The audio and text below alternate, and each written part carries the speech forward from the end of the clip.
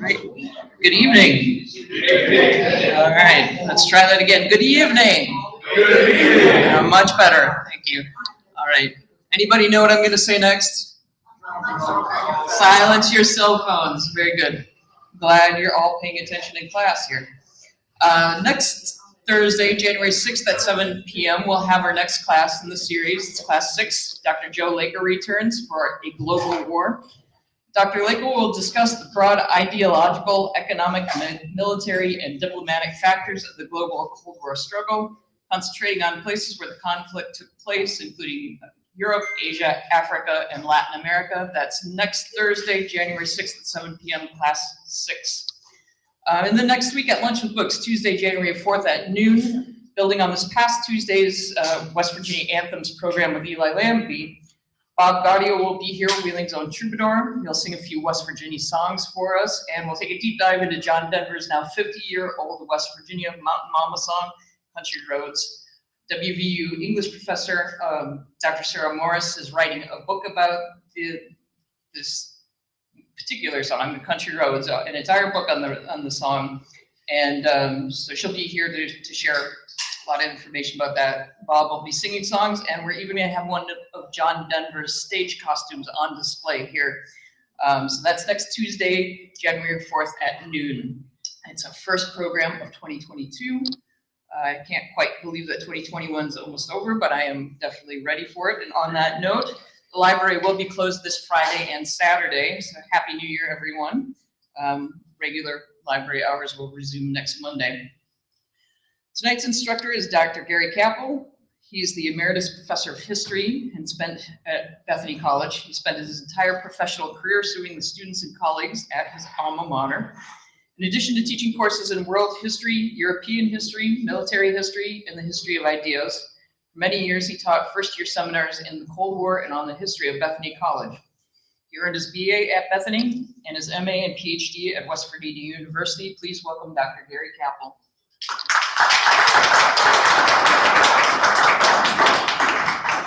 Thank you. Thank you all for coming out this evening. I was, this is your holiday as well. I really appreciate the great turnout today. I took a group of students to Vietnam in 2003, and we sang Country Roads in Hanoi. So I'm not sure how that fits in what you're going to be doing next week, but they requested it, and it was Joe Laker, who was here earlier. Joe was the head of that visit, and so we were all in there together. Well, tonight we're going to talk about nuclear weapons. It's a fascinating subject. Some people consider it to be almost macabre to be interested in it, and certainly many of the people who are involved with the strategies for using them and developing them and so on want you to believe that. They want you to believe that it's that these issues are really, you don't want to bother your pretty little heads about nuclear weapons. You leave that to people. So, for example, accuracy in missiles is measured in something called CEP, circular error probable. And it's they tell you it's 0.1 mile. What they don't tell you is that it's 1.1 nautical miles, not land statute miles. And they do that sort of thing to confuse you and make you think that you don't really know, or you can't really understand all the issues, so you just leave it to us, okay? And that's not good in a democracy or anywhere. And so I encourage you to keep tabs on the process of nuclear weapons and arms control, because it's coming back. Mr. Biden and Mr. Putin were on the phone this afternoon. We started this series with the idea that perhaps we would have a new Cold War with China, but it looks like we might be going back to the good old Cold War with the Ruskies, as Major Kong would say, and Dr. Strangelove. And so I would encourage you to keep tabs on all of this. Tonight we're going to talk a little bit about how weapons work. We're going to talk about the ideas about how you might use them. in different strategies and so on, and also a little bit about why many people consider the fact that nuclear weapons exist to be the real reason that that war we've been talking about remained cold. Now, as we've seen, it didn't really remain cold. Hundreds of thousands of people got killed in lots of different places around the world, and Dr. Laker will be talking in particular about that next week, that sort of thing. But the central strategic confrontation between the United States and the Soviet Union, or the East and the West, never spilled over into a direct military confrontation and a hot war. And many people consider the fact that these weapons existed and do exist to be the reason for that, that both sides recognized that the use of these weapons would mean the destruction of both of their societies.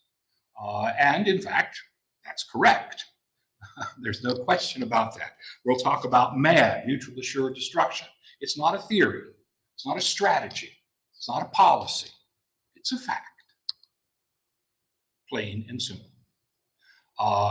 And we'll see how people try desperately to get around that fact and still try to get around that fact. And they always fail. But anyway, back to the beginning. Of course, as you know, as a historian, I said you got to go back to before the syllabus says you're supposed to start. And so very, very quickly, nuclear weapons, of course, were born out of the advances in atomic research that spanned the last decades of the 19th century and the first few decades of the 20th century, beginning with things such as Michelson and Morley's experiment on the speed of light, which proved so crucial to Einstein's idea of relativity, because the constant, of course, is the speed of light. The fact that the electron was discovered in 1880 by J.J. Thomson. Prior to that, the atomic model was that really of John Dalton, and it was believed that the atom was the smallest particle in the physical world. What Thomson's discovery of the electron proved was that no, there's a smaller particle, and it's called the electron. In the early 20th century, Ernst Rutherford discovered the proton, and the model of the atom began to change to what we now think of when we think of the atom, and that's the orbital model, the Bohr-Rutherford model of the atom, where you have these electrons buzzing around outside a central core of the nucleus. Rutherford believed that the nucleus at that time was made up of protons, positively charged particles, and electrons, of course, are negatively charged particles. And for 20 years or so, the argument went on, well, why don't the electrons crash into the nucleus and that sort of thing, and Newtonian physics says that this is that sort of thing. And then Einstein, of course, cut the legs off Newton with relativity, and people began to rethink things. Max Planck came up with quantum theory. Then Walter Heisenberg put his foot in it with the uncertainty principle, that there was, in fact, at the very heart of physics, the very heart of nature, an indeterminacy that the Newtonian world we thought had vanished. That sort of thing. And then finally, in 1932, James Chadwick discovered yet a third subatomic particle, and that was the neutron. And it resided in the nucleus along with protons. But the nice thing about the neutron was that it didn't have any charge. It was neutral. And thus it could be used as a bullet. If you try to shoot a proton into a nucleus, you have a problem of overcoming the law of charges. But a neutron can slip right in. And almost immediately, people began to realize that it might be possible to use neutrons to break up atoms, particularly large ones. And if that was true, then Einstein's theory of relativity, E equals mc squared, and that sort of thing indicated that, wow, this would release an enormous amount of energy. And things were really beginning to, jumping at this time. Niels Bohr said, it's no longer a question if your idea is crazy. Is it crazy enough? For this sort of thing.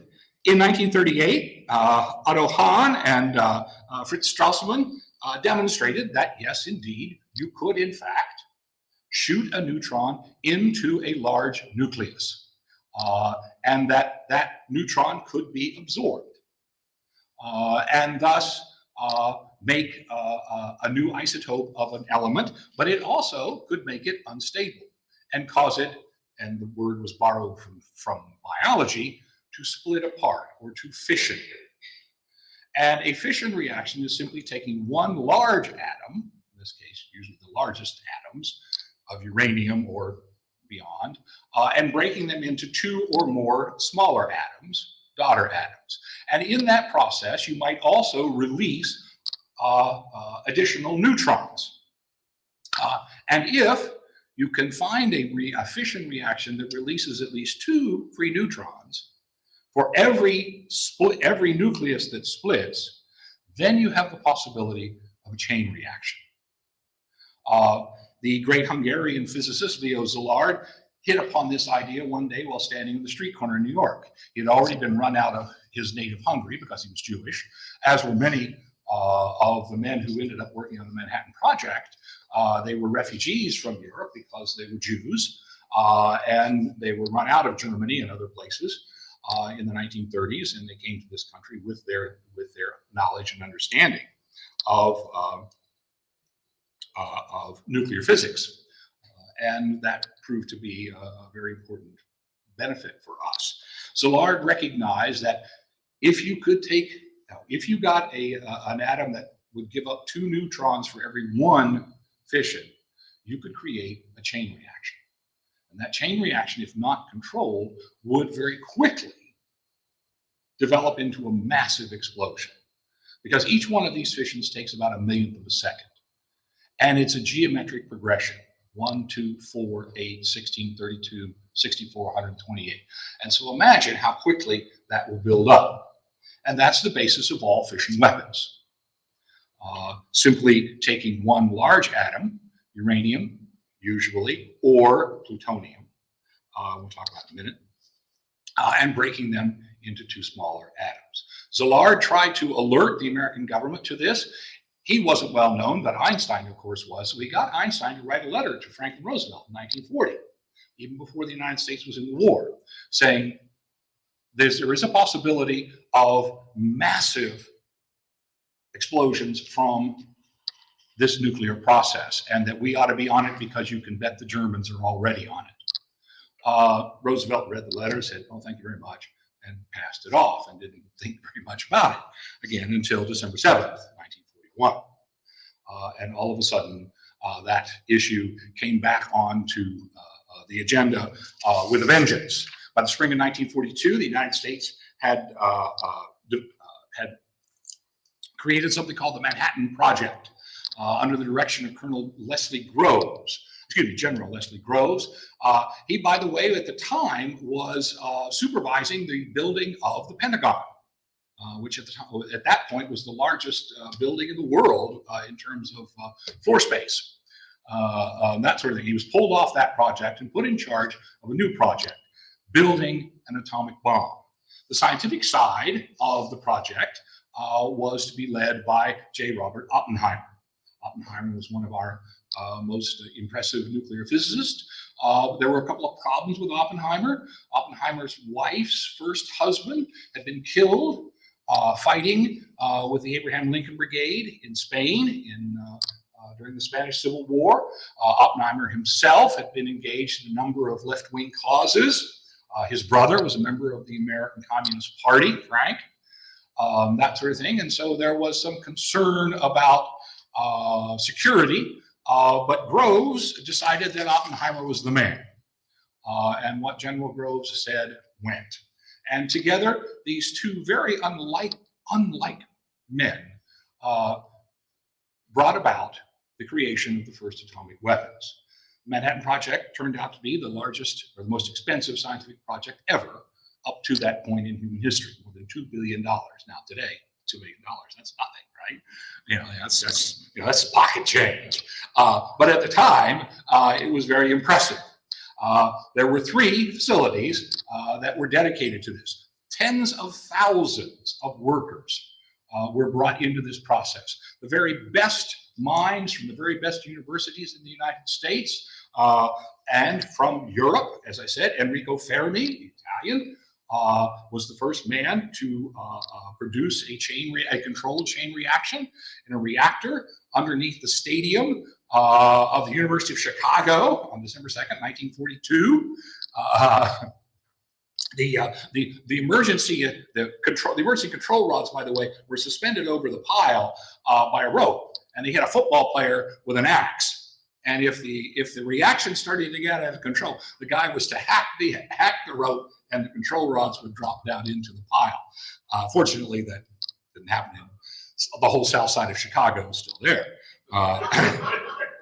But in any event, the theoretical work would take place in Los Alamos, New Mexico, and then two other facilities, one in Oak Ridge, Tennessee, and one in Hanford, Washington. The physics of the bomb was pretty straightforward.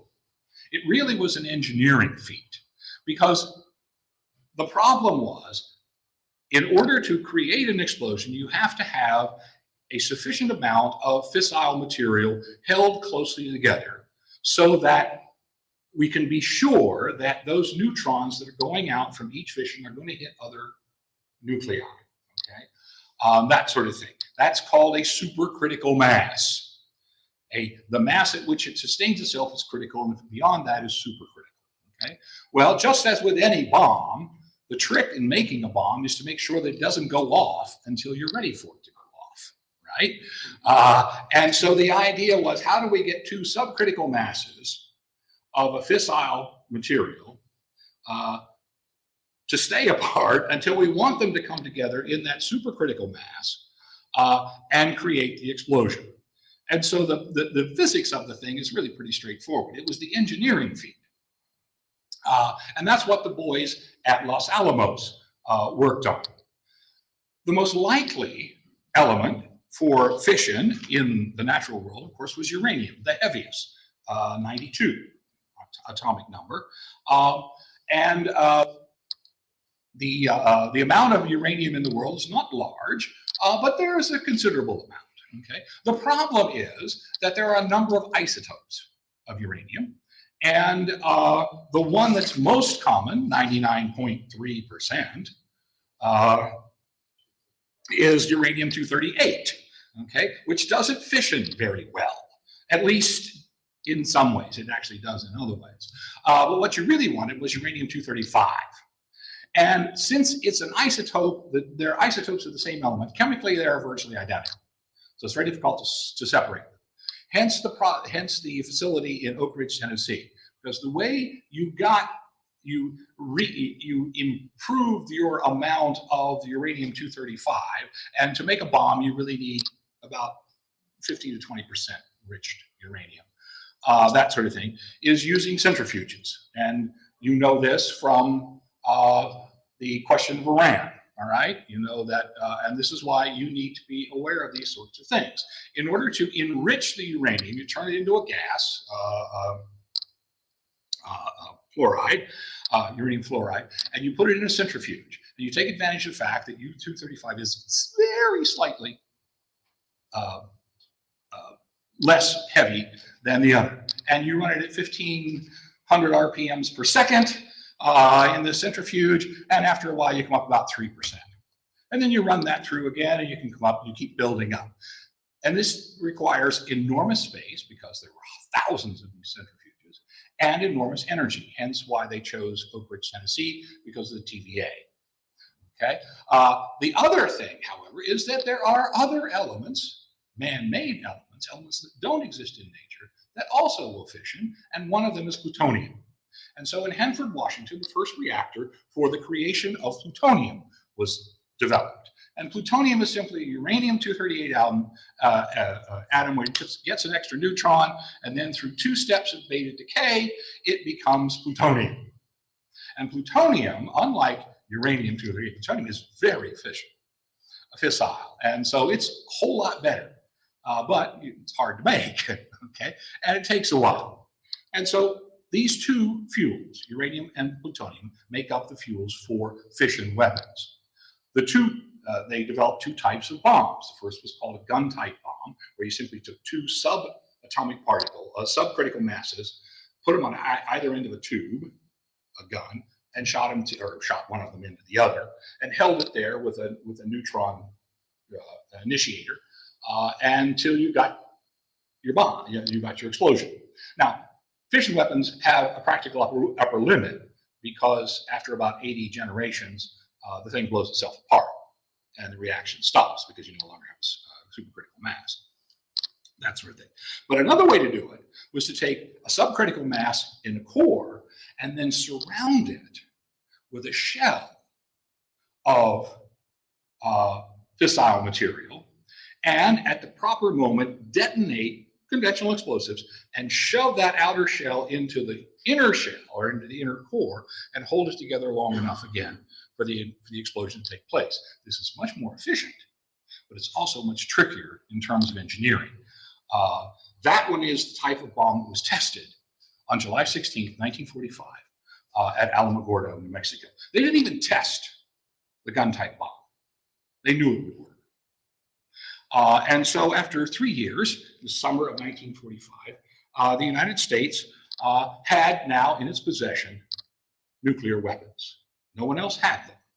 The Germans had already surrendered in May of 1945. They too had an atomic program. It was run by Werner Heisenberg, but it didn't get nearly as far as we in fact thought. And by December 1944, it was recognized, we knew that they weren't even close, that sort of thing. And some of the people at Los Alamos said, well, okay, wow, we were doing this because of the Nazis. Well, the Nazis don't have it. Maybe we can slack off. In fact, the project speeded up and more pressure was put on. And so the question then became, what's really behind the use of the bomb? When it was demonstrated that it would work, there were those who said, okay, do we have to use this on a Japanese city? Remember, we're burning down Japan one city at a time already. The incendiary raids from March, April, May were killing hundreds of thousands of Japanese civilians. So that bridge had already been crossed, that sort of thing. And there were those who said, do we really have to drop this? Can we give it a demonstration? Have a Japanese delegation come and we'll show them what we now have. One bomb, one plane, one city. And that was rejected because perhaps what would happen if the tests were a failure? Robert O. Wilson said, well, okay, if it fails, we just kill the whole Japanese delegation and tell the Japanese government that the bomb was so powerful that it wiped out the observation post as well. And he said, I couldn't believe I had said that. He packed his bags the next day and left Los Alamos and never worked on weapons again. But the decision was made to go ahead and use the bomb. And as you know, the first was dropped on August the 6th, 1945. That was a gun-type bomb on Hiroshima. 3 days later, the first implosion bomb was used in action against the Japanese. And the world's first and only, so far, nuclear war was over. It only lasted 3 days. We won because we were the only ones who had these weapons. But the genie, as they say, was out of the bottle. And the question now became, what do we do? The Russians, of course, had their own nuclear program, although they were some years behind. Here in the West, we smugly were saying, oh, it'll take them 10 years, 20 years to figure this out. They did it before. Now, they had a little help. They had some espionage, Klaus Huber, and a couple of others. But the thing about science is that everybody can understand it. Okay, it doesn't respect national boundaries and that sort of thing. And the Russians already knew what we were up to.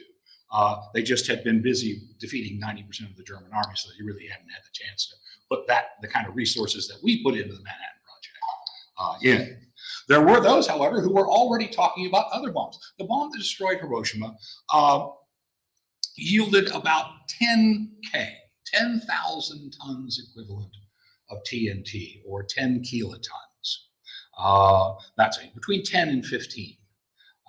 There were others, however, who said, you know, there's another nuclear process that if we can work it out, will give us even greater yields. And that's not taking one big atom and splitting it apart, but rather taking two tiny atoms and forcing them together. It's called fusion. It's how the sun works. And of course, what's the lightest element? Hydrogen.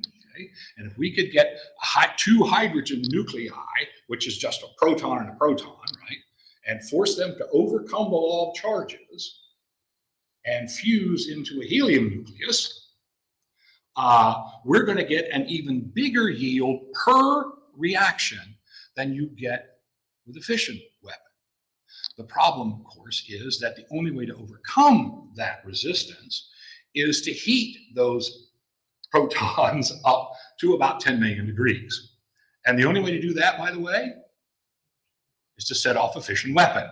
So all thermonuclear weapons, as they will come to be called because they use heat, are actually fission fusion weapons. Now, in 1945, we didn't call them thermonuclear weapons, we called it the super. And the primary champion of the super was a guy named Edward Teller.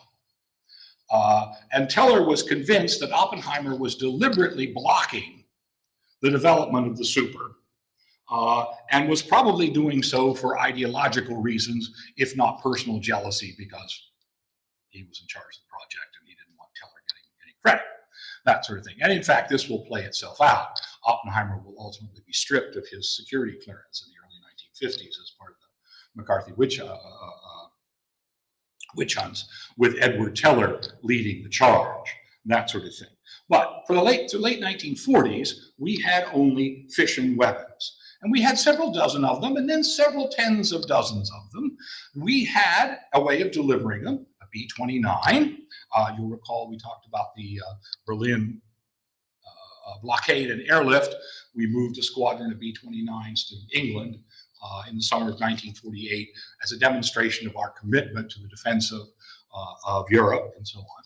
But in fact, we didn't have any operational weapons at the time, and that sort of thing. And then in August 1949, the Russians tested their own weapon.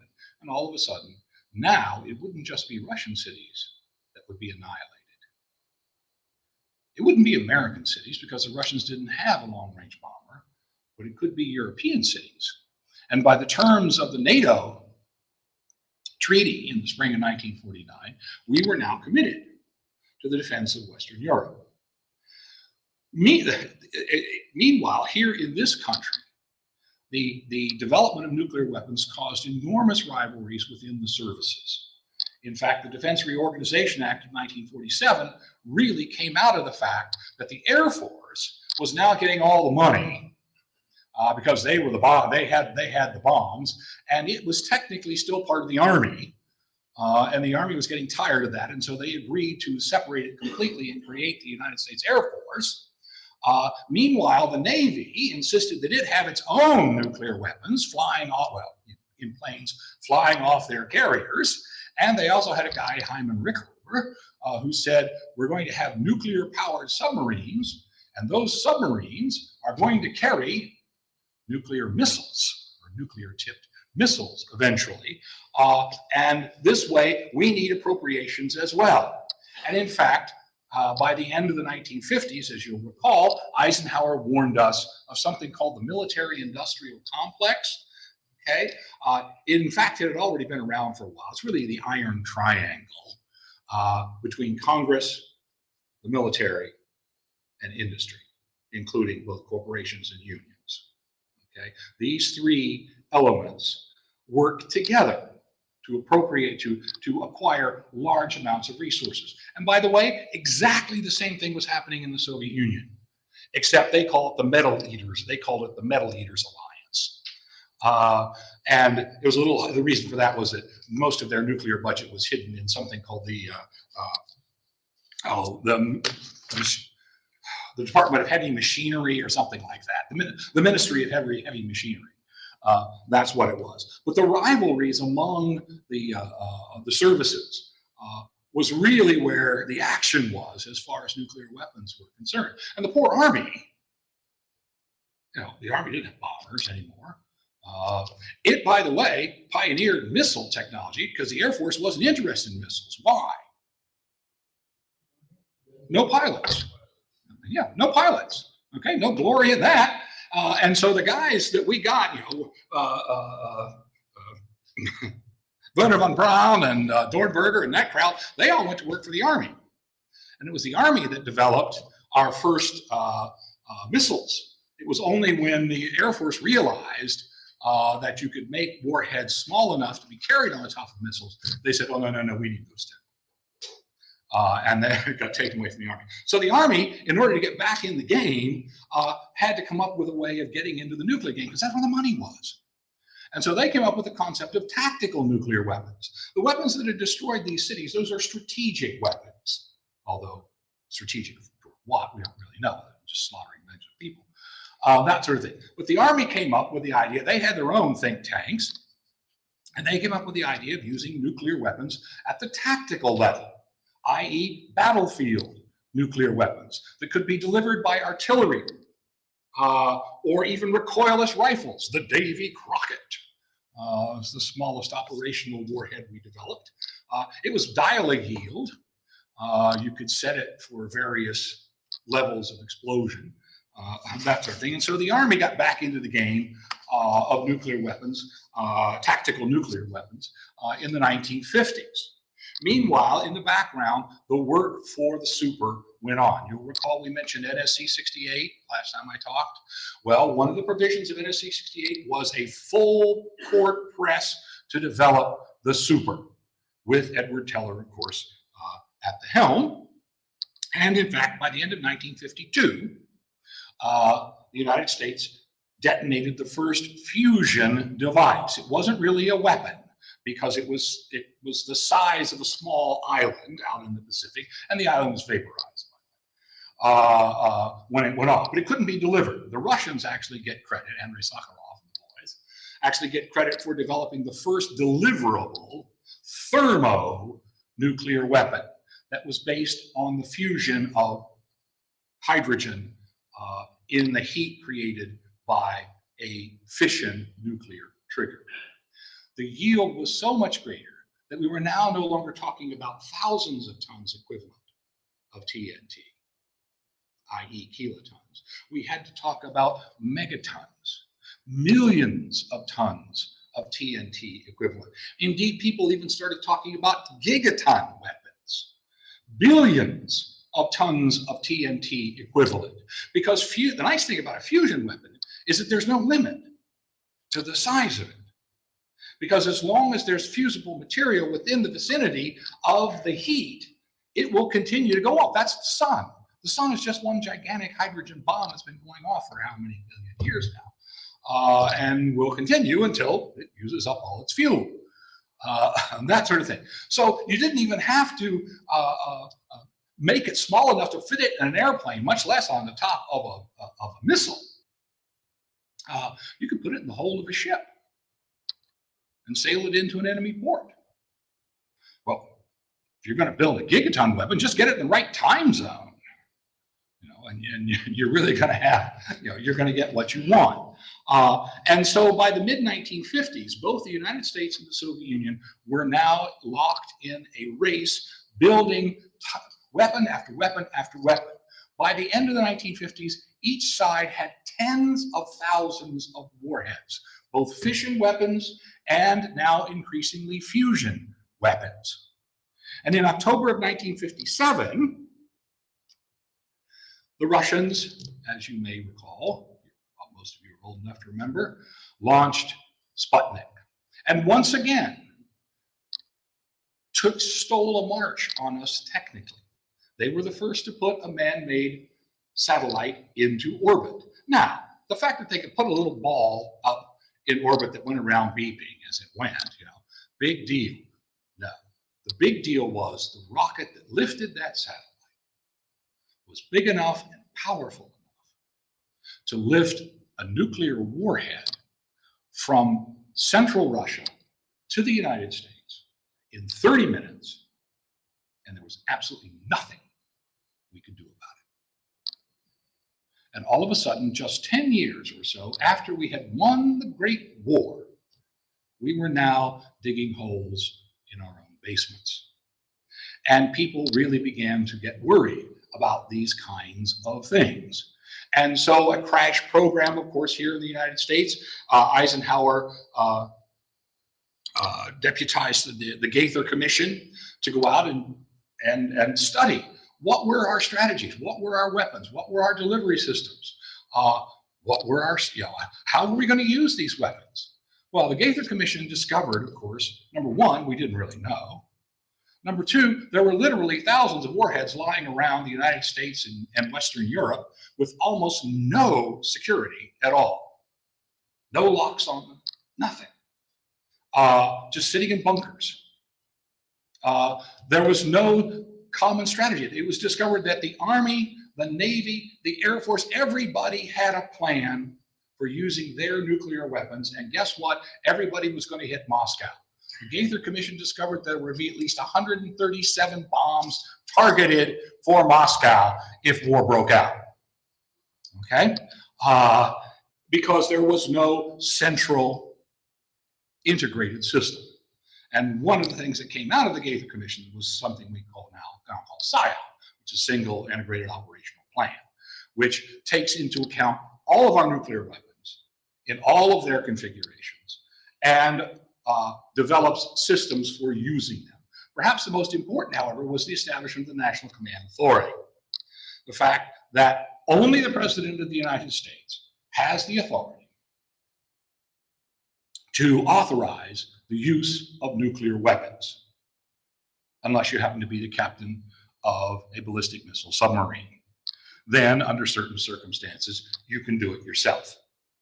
Or if you happen to be some major at an air base somewhere out in the middle of nowhere that happens to have a few fissile warheads, and the command and control structure is destroyed or breaks down in some way, you can, under certain circumstances, launch a couple of these suckers on your own.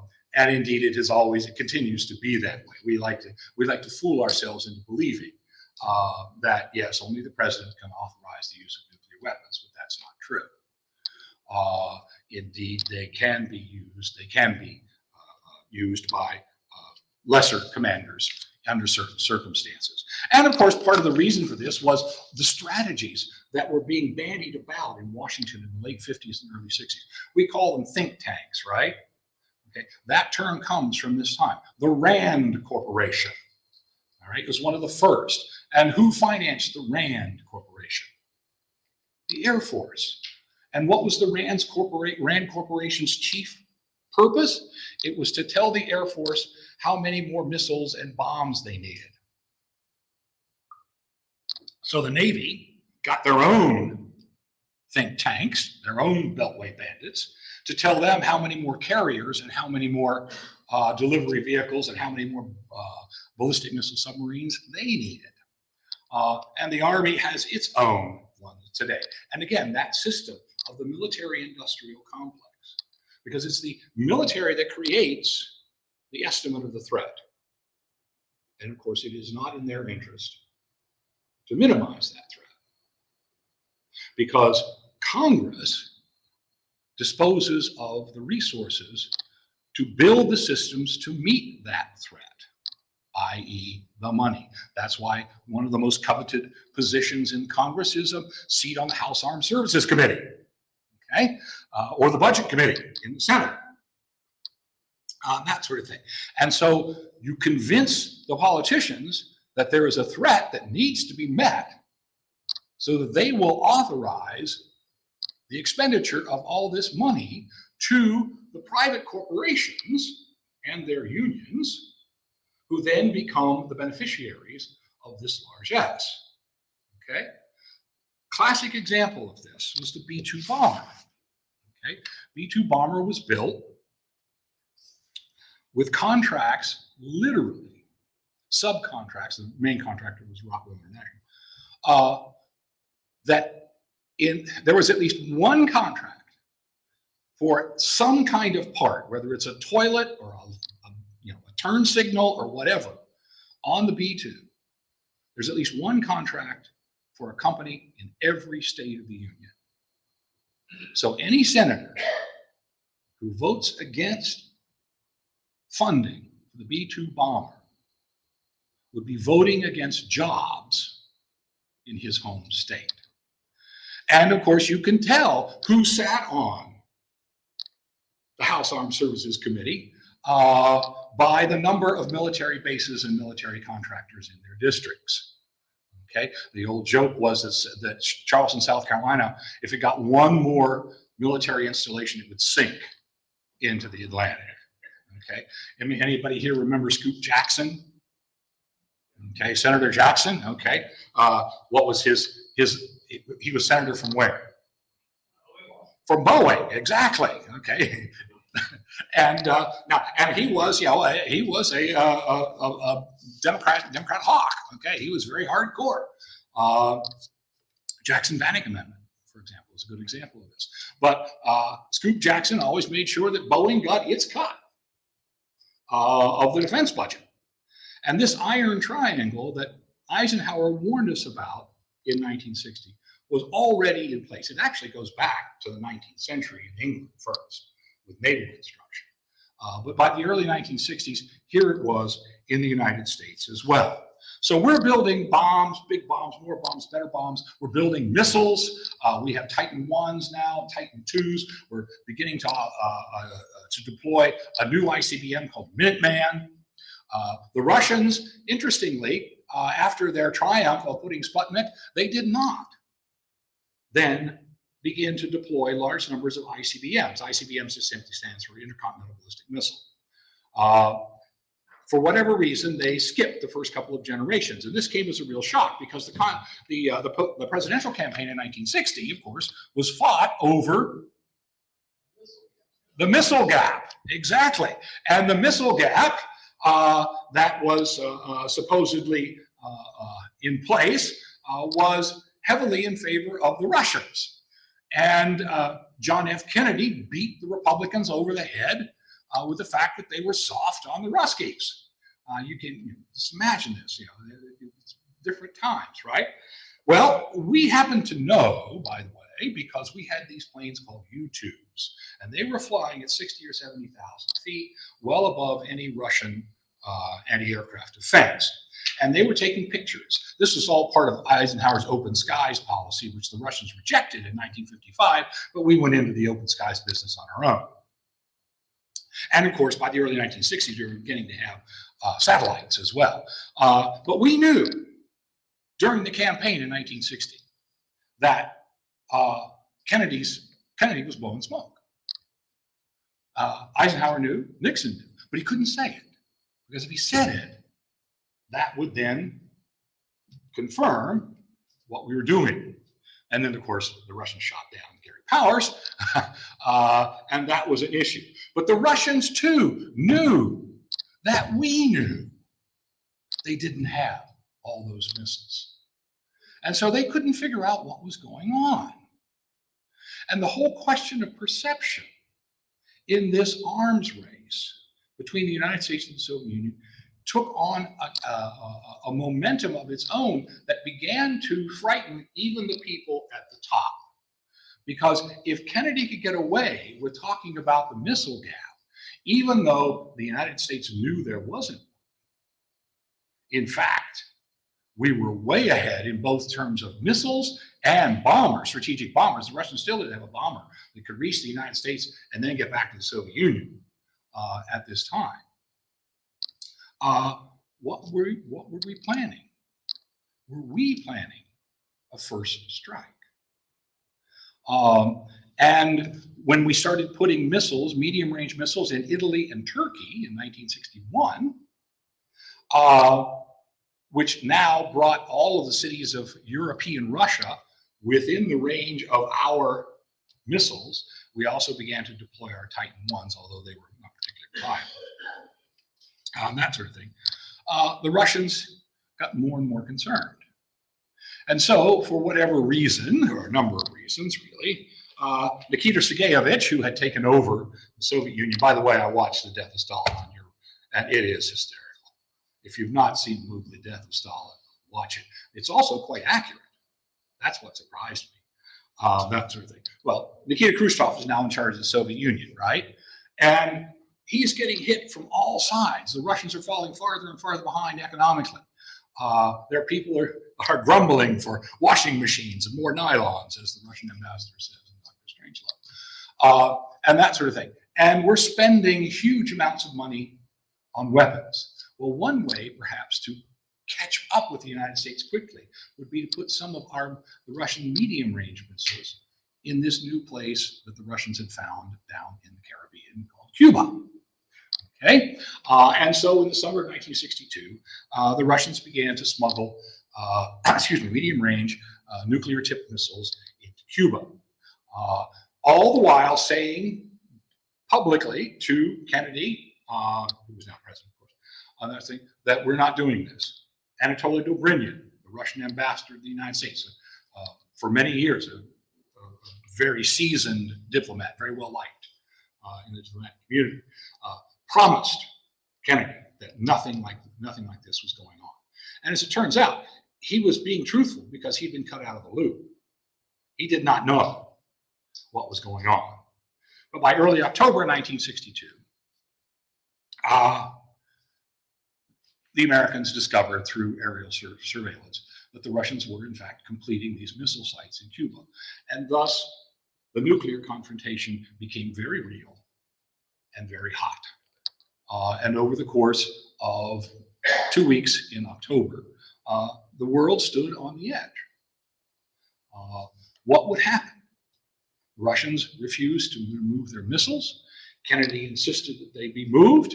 Both sides began to bring their forces up to full alert. If war had broken out between the two sides at this point, hundreds, if not thousands, of nuclear warheads would have been used. And that would have been enough to destroy both societies completely, and indeed the rest of the world, just as sort of incidentally. That sort of thing. In the end, as you know, because we're standing here, sitting here, cooler heads prevailed. And the Russians agreed to remove the missiles. The Americans agreed to quietly, they didn't do it publicly, but they promised privately that we, one, would not invade Cuba, and two, we would remove the missiles from Italy and Turkey. They were scheduled to be removed anyway. It was a wasting asset to begin with. That put everybody on notice that things were really getting out of control. By the summer of 1963, there was a test ban treaty which barred the testing of weapons in the atmosphere, later in both space and underwater. The hotline was installed in order to facilitate communication between the two capitals. Indeed, after the end of the Cold War, there were several seminars in Cuba, in Moscow, and in Washington by participants in the Cuban Missile Crisis on all sides. And what was discovered was it was not Kennedy's brilliant management of the crisis that was the real lesson that we should bring away. The real lesson was don't get into a crisis in the first place, because it turned out all sides were making decisions based on faulty assumptions about what was going on in the other capitals. That was the most glaring thing that came out of this. We had our assumptions about what Khrushchev was up to were completely wrong, and their assumptions of what we were up to were completely wrong as well. And so the real lesson in the Cuban Missile Crisis was stay out of the crisis. And over the course of the next few years, that began to sink in. Because, as I mentioned, both sides now had thousands of warheads. Here in the United States, we had deployed them in 3 ways. Land-based ICBMs out in South Dakota and places like Arkansas. B-52 bombers, okay, and increasingly submarines carrying ballistic missiles. Now, the missiles in submarines were less accurate than the ones on land, because the submarine doesn't really know where it is exactly. And also because it has to launch. You can't just fire off a missile inside a submarine, right? They have to be ejected out of the submarine in compressed air, and the engines don't ignite until you get all the surface of the water. That sort of thing. But the point is, we now had three sides. And guess what? We started calling it the triad. And the triad came to be something sacred, when in fact it had just grown like Topsy, because everybody was competing for dollars. Nobody had sat down in the mid-1950s and said, well, we need some land-based missiles, we need some sea-based missiles, and we need some aircraft. Each one has certain advantages, each one has certain... No, they got there because that's where the appropriations went. But we now call them the triad. The Russians were behind us. They have fewer submarine-launched missiles. They never really developed a bomber force. So the great bulk of their strategic deterrent, as it came to be called, was land-based ICBMs. They had far more of them, and bigger ones too, because they were less accurate. The thing about a bomb is the closer you get to the target, the smaller the yield you need. And it's not just, let's say if you have a kill radius of a mile for a 1 megaton weapon, you can't get a 2 mile kill radius out of a 2 megaton weapon. It has to be a 4 megaton weapon because it's a sphere, right? Okay, it's cubed. That sort of thing. And so the Russian missiles weren't as accurate as ours, so they had to be bigger to carry larger warheads and that sort of thing. But by the late 1960s, both sides had thousands of warheads that it was impossible for one side or the other to eliminate in a single blow. And this principle of mutual assured destruction had become a reality. Again, nobody planned it. It fitted nicely into this idea of using the weapons to deter the other side from using them. That went all the way, that kind of idea, deterrence went all the way back to the 1930s as well, with bombers and so on. But the thing about deterrence is this: you'll never know if it worked. You'll only know if it fails. Because deterrence is based on the principle that the other side wants to do something you don't want them to do, and that by doing something yourself, you deter them from taking that step. But what if they never intended to take that step in the first place? What if instead the thing you do makes them think that you are about to do something to them? And so they will do what? They will respond. He thinks that I think that he thinks that I think. Therefore, he will strike first. Therefore, I must strike first. Okay? Use them or lose them. That's called counterforce, a counterforce strategy, as opposed to countervalue, which is killing us, killing civilians. When people talk about countervalue targets, what they really mean is killing huge numbers of civilians. Counterforce, technically, is targeting the enemy's weapons and thereby reducing the amount of damage he can do to you. The problem with that, of course, is that there becomes no limit to the number of warheads you need. And indeed, the whole question, how many do you need? Well, the answer was, how many times you want the rubble to bounce? The idea that we needed thousands and tens of thousands of warheads when a few hundred would wipe out any civilization began to be seen as rather strange. But it also fitted into the logic of man.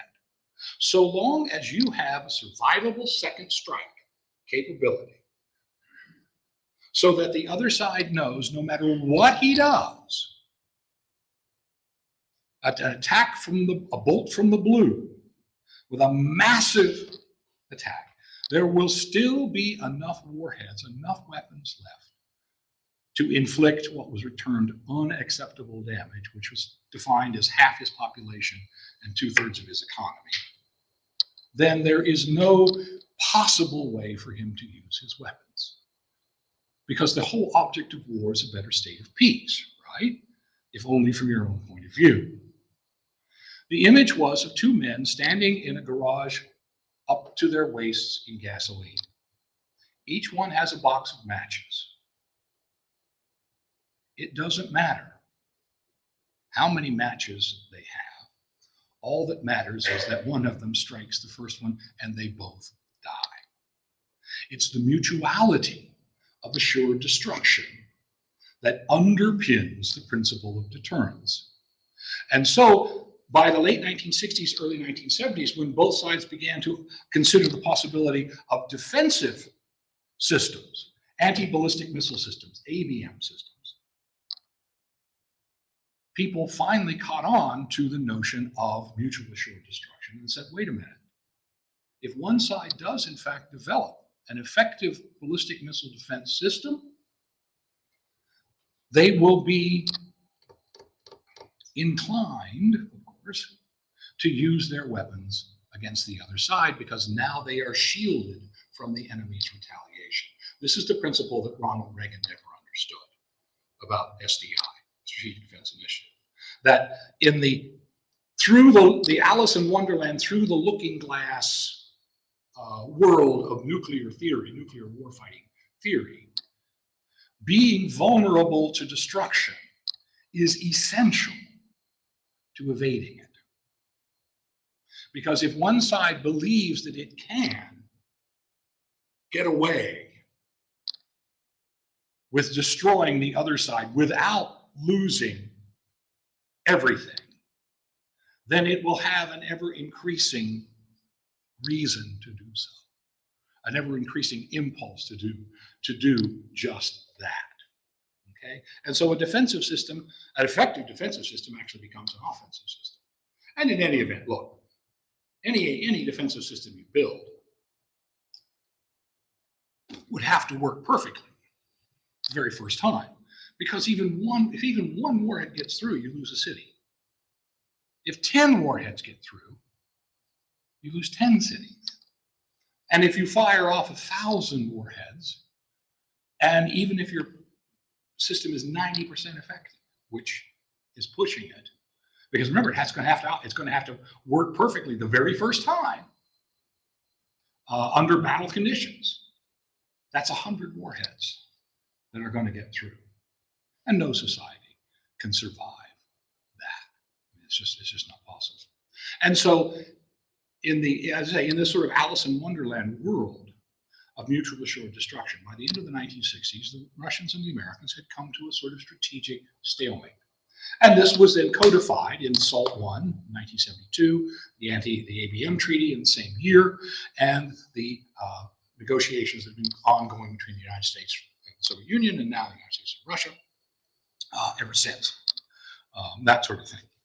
Now, what about countries, however, that don't have the luxury of building a redundant, survivable deterrent, and yet have nuclear weapons? And perhaps so do their neighbors. For example, India and Pakistan, each of which have at most a couple of hundred warheads, and they are not secure. And so the use them or lose them impulse becomes extremely powerful as the tensions rise between the two countries. And there are other things. Many of you have seen the film War Games with Matthew Broderick, who's back in the 80s. Remember the scene where the computer is going through literally hundreds and hundreds and hundreds of scenarios? Well, that's exactly what was happening in the think tanks around the United States and the Soviet Union.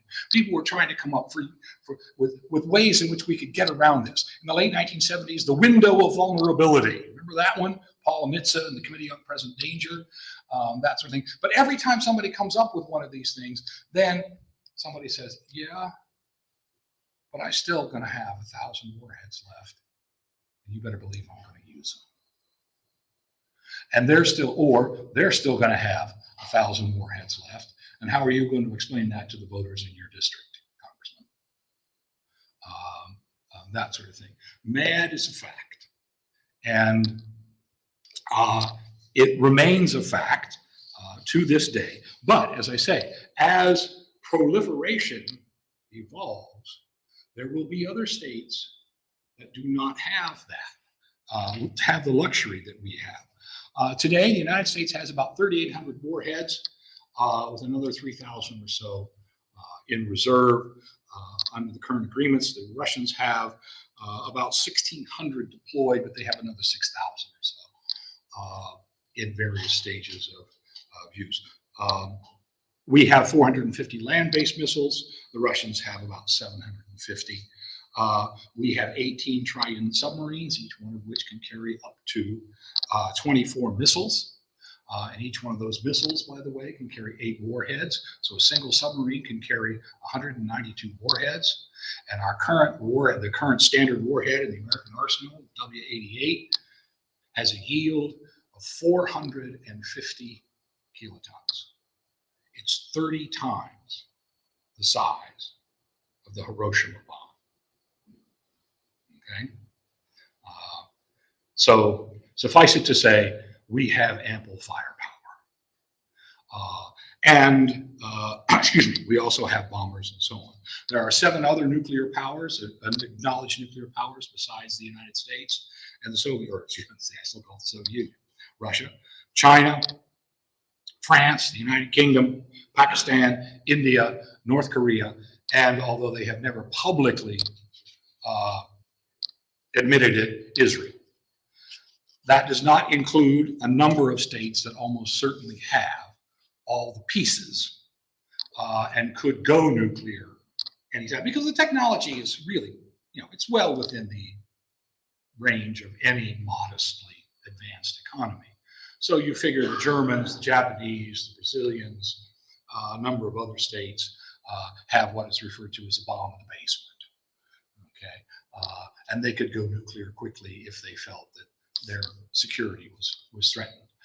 South Africa voluntarily renounced its nuclear weapons program.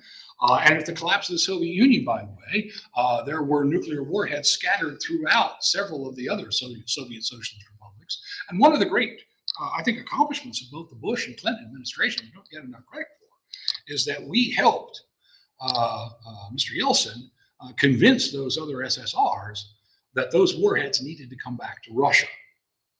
And those countries voluntarily gave up what could have made them nuclear powers in their own right, including, by the way, the Ukraine,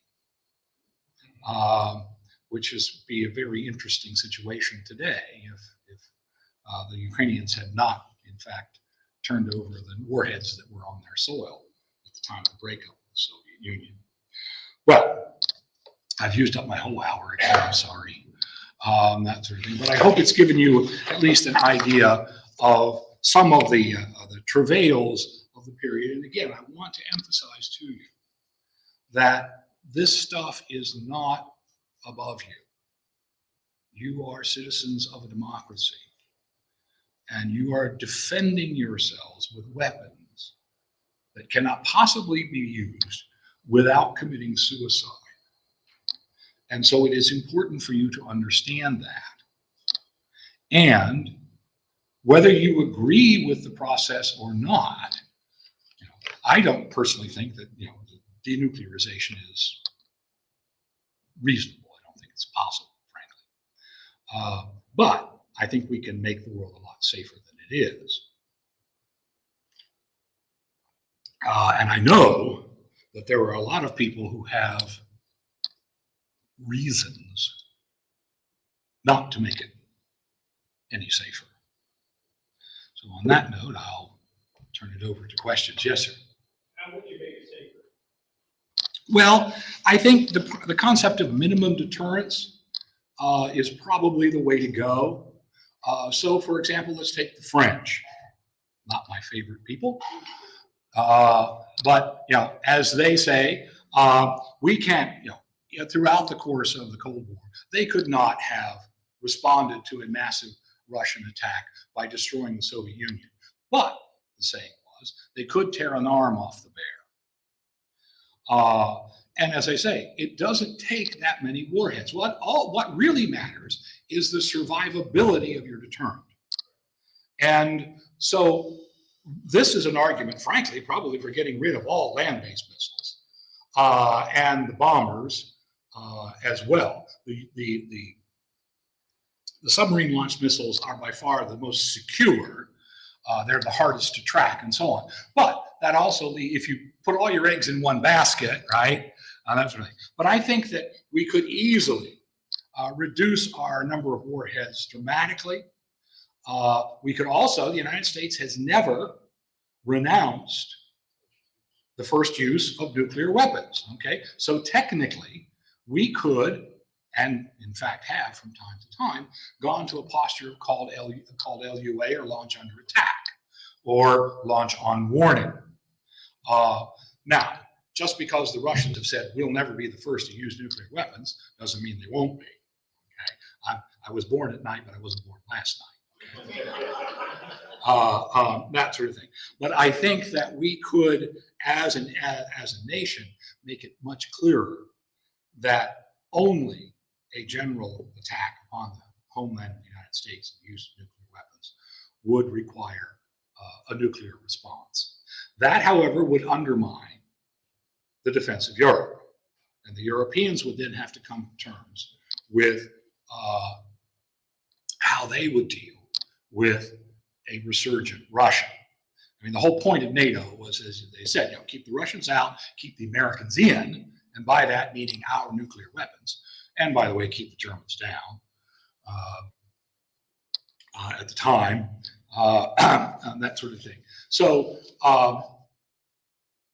it would require a rethinking, but I believe we can reduce tensions by reduction in the number of warheads available, and also the posture of our defense structure, whether it's no first use, whether it's moving our deterrent to ever more secure modes and so on. The MX missile was an attempt to increase the survivability of land-based missiles. So some of you may remember this. We were going to put the missiles on trains and run them around South Dakota and Wyoming, and there would be like 15 silos in one missile, and the Russians would never know which egg was in.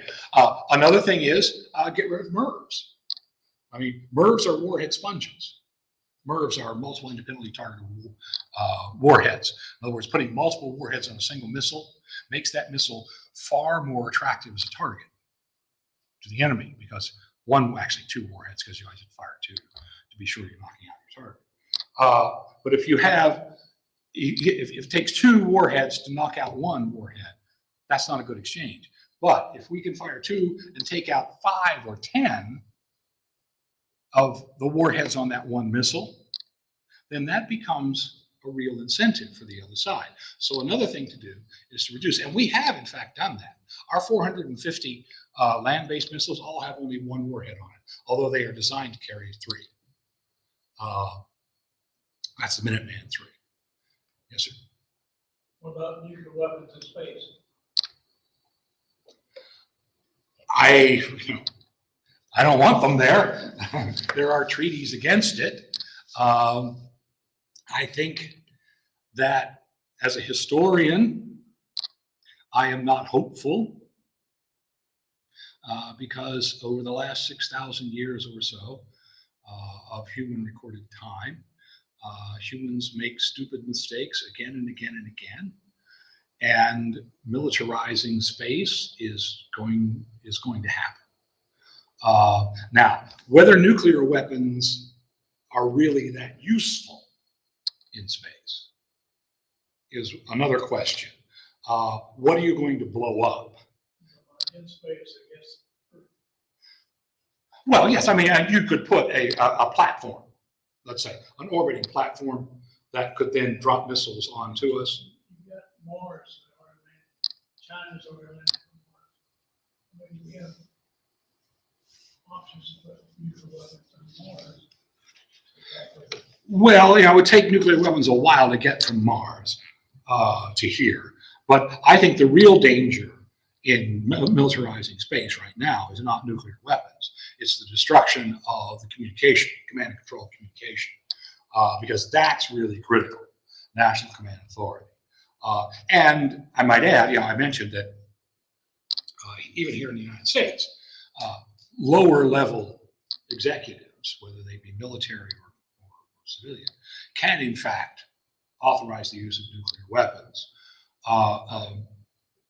just to avoid that's called a decapitation strike, where the enemy might think if we knock out their government and disrupt their command and authority, they won't be able to fire their missiles back at us. Okay?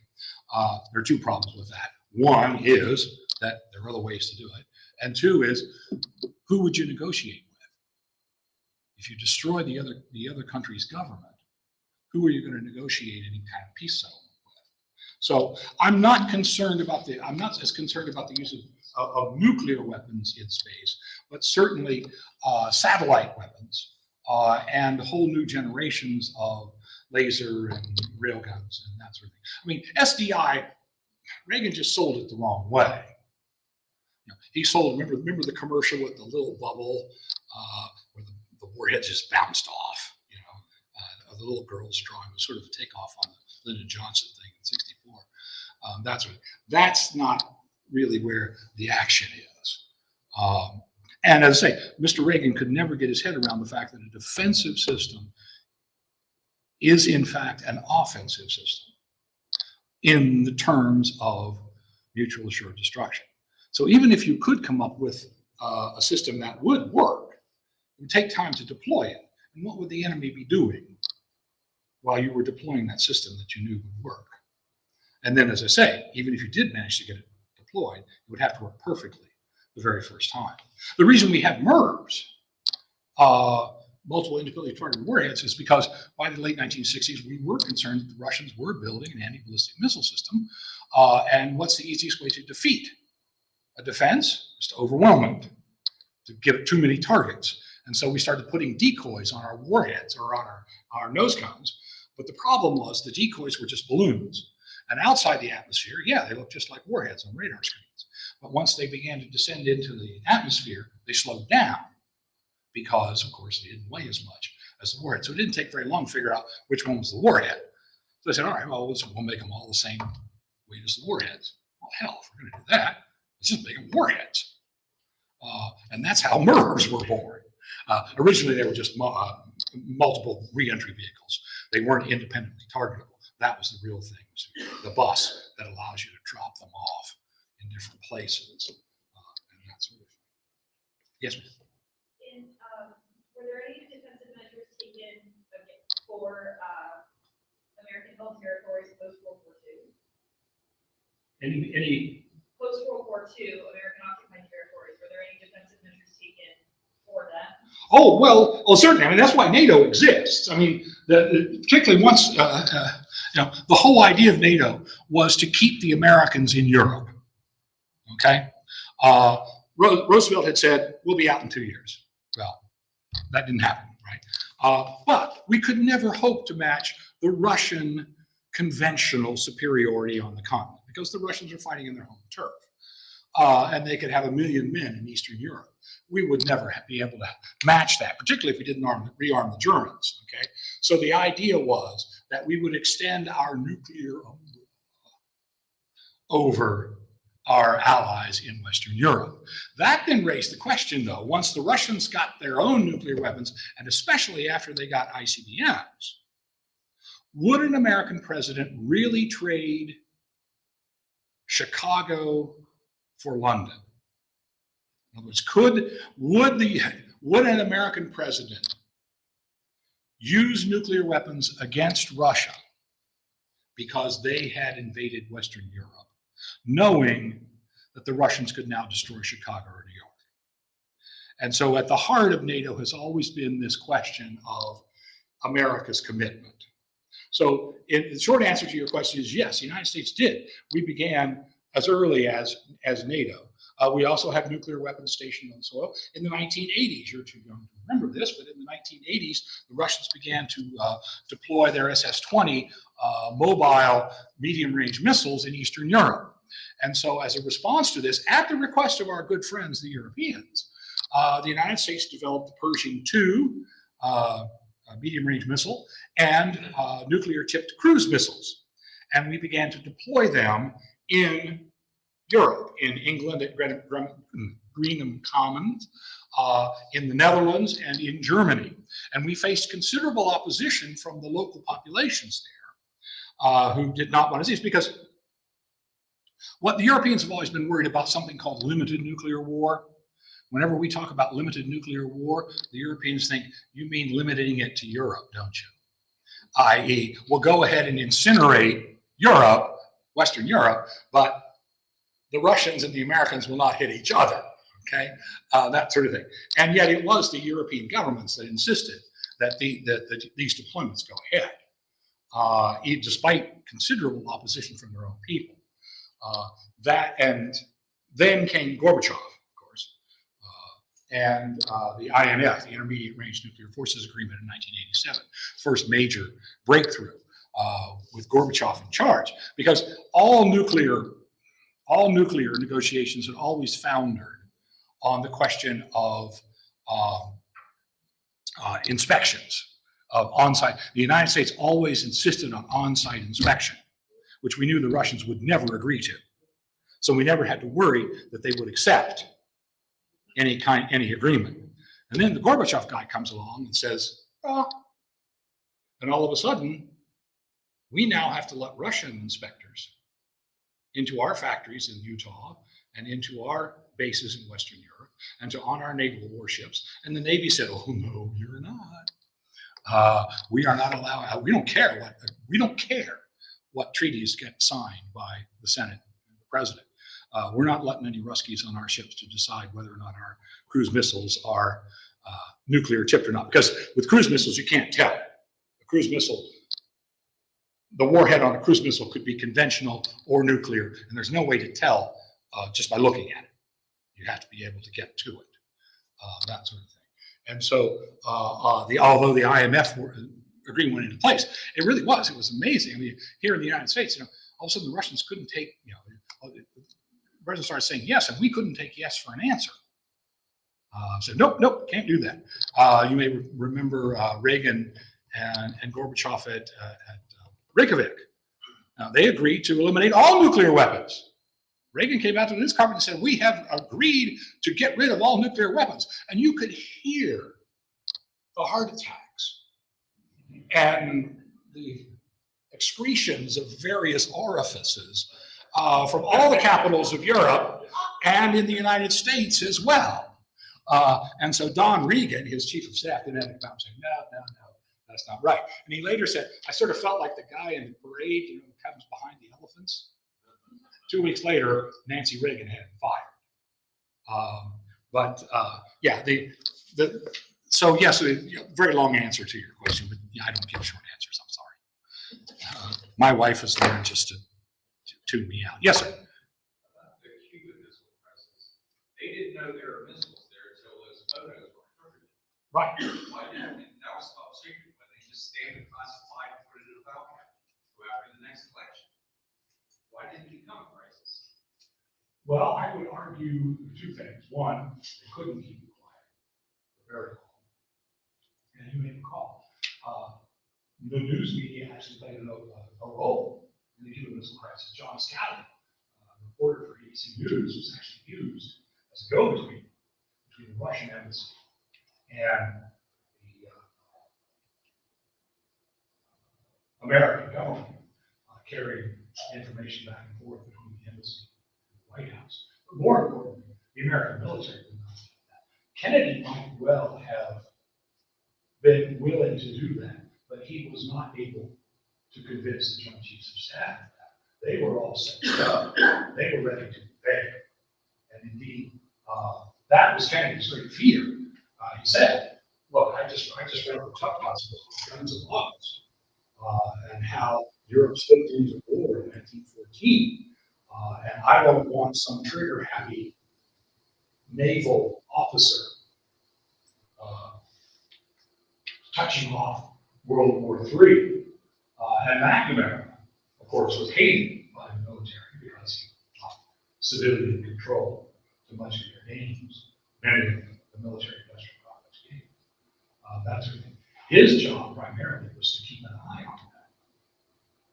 So as far as the political content, the political side, it's possible that Kennedy might have been willing to go along with that. Although I suspect the Bay of Pigs proved to him that the military couldn't be trusted, that the CIA couldn't be trusted, and that the New York Times was probably not going to listen to him the second time when he said, please don't publish this. They had done that with the Bay of Pigs, and he later said, no, gee, you guys have done this. He called up the editor and said, The fact is, the Cuban Missile Crisis, number one, when it was happening, Kennedy says, okay, we got to take care of this. So what he did is he did an act of war against the Soviets. but we didn't call it that. No, he called it quarantine. That's right. It was a blockade. Exactly. But we didn't call it that. And the Russians, called that right. the Russians let us get away with it. Why? And the other thing is you know, even with the Bay of Pigs, there was a general on the Joint Chiefs, his name was Curtis LeMay. Yeah, he wanted to nuke. Bombs by MMA. Yes, he was George Wallace's. Right, George Wallace Academy. And so he wanted to nuke. You know, that would have been the end of the world as we know it. You know, and everybody was building bomb shelters back then, and with fallout shelters and whatever. And the other thing is, well, you know, this is bipartisan. You know, Eisenhower, that lefty that he was, no, he said, beware of the military-industrial complex. How much money that could be spent on other things has the United States wasted on goofy defense systems? I was in the Navy for 4 years. I worked on fighter aircraft, and they were really good. They worked really good. But they're obsolete now. And now they have this F-35 fighter. And what's the mission for that aircraft? They cost $1 billion a piece. I mean, we waste a lot of money on things we shouldn't be buying. Oh, well, there's an argument about that. And certainly, conventional weapons today are so expensive. I mean, the B-2 bomber is $2 billion a pop. Now, the next war is going to be come as you are, okay? Because we're going to have it with whatever we got. In summer of 1944, the Germans were manufacturing about 3,000 fighter aircraft a month, even though we were bombing the Jesus out of their cities. Okay? And they were losing those 3,000 aircraft at about the same pace. Okay? What's been the total production of the American military aircraft industry last year? A few hundred aircraft. And that's it. Okay? So there'll be no time to gear up. Roosevelt promised 10,000 planes a year. We ended up 10,000 a month. Well, that's not going to happen in the next one. And that's why these wars have to be avoided. And hence, MAD and deterrence actually become important pieces to our well-being. And yet, sleeping, knowing that our defense is based on convincing the other guy we're willing to commit suicide. Because, I mean, look, it's like a game of chicken, right? What's the classic move in a game of chicken? The winning move is to pull the steering wheel off the column and throw it out the window. That way, if the other guy wants to live, he's got to swerve, because you can't. And in fact, there's a whole school of this called the crazy man hypothesis, that may be in a nuclear confrontation. The people did all this stuff. Herman Kahn, mega deaths, thinking the unthinkable. That in a crisis, it might be to one side's advantage to appear to have lost control, to have gone, ooh. When you think, Kim, you know. Okay? Somebody was like, when you think of Donald Trump, maybe. This guy is not like Kennedy and Khrushchev, who got to the precipice, or got to the standing around the abyss, and said, No, I don't think I want to go there today. Next time, we might. What That's about what? artificial intelligence? I'm sorry? Artificial intelligence, Uh, and this role in it. Are you really trying to keep me up all night? No, you're absolutely correct. What happens when you take the human element out of it? And don't kid yourselves that this is not coming. That's the thing. Well, again, War Games, the movie, film War Games, which you saw. A number of great movies in this. Dr. Strangelove is the best one. All you have to do is watch Dr. Strangelove, and you understand the Cold War, you understand nuclear weapons, arms control, deterrence, all the problems. And just one brilliant performance after another. So, anyway, it's almost 8:30. It's time to go. Thank you all so much for having me. I was telling her earlier, I wander around the house now. I'm retired. I wander around the house talking. And my wife was really happy to send me off, and maybe I won't talk quite so much for a little while. How far did we get?